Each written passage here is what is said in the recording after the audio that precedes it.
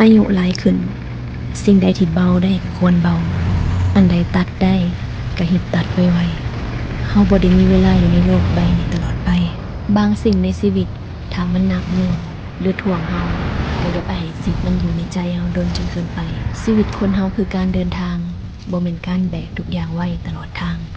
ที่ได้ตื่นขึ้นมาหายใจในแต่ละวันใช้ชีวิตดังกับว่ามื้อนี้จะเป็นมื้อสุดท้ายของชีวิตมันบ่ได้เฮ็ดให้เฮาเป็นคนคิดสั้นแต่จะเป็นผู้ที่มีสติหลายขึ้นโดยบ่กังวลกับสิ่งที่ยังบ่ได้เกิดบ่ยึดติดกับอดีตที่ตัวเฮาเองก็บ่สามารถกลับไปเปลี่ยนแปลงอีหยังได้แล้วแปลกแต่จริงความแน่นอนคือความบ่แน่นอนบางสิ่งบ่น่าเชื่อแต่มันก็เกิดขึ้นได้เสมอเฮาจึงบ่จำเป็นต้องย้านไปก่อนที่บอกว่าอยู่กับสติแปลว่าอยู่กับความเป็นจริงพร้อมรับมือกับการเปลี่ยนแปลงของชีวิตทุกๆด้าน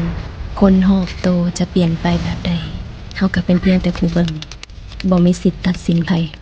อยู่และยอมรับว่าทุกสิ่งมันมีการเปลี่ยนแปลงทุกอย่างก็ย่อมเปลี่ยนไปตามกาลเวลาถ้าบ่ปรับที่เฮาและเฮ็ดใจให้เบาขึ้นปัจจุบันเฮาจะหาความสุขในชีวิตได้ยากชีวิตพวกเฮามันสั้น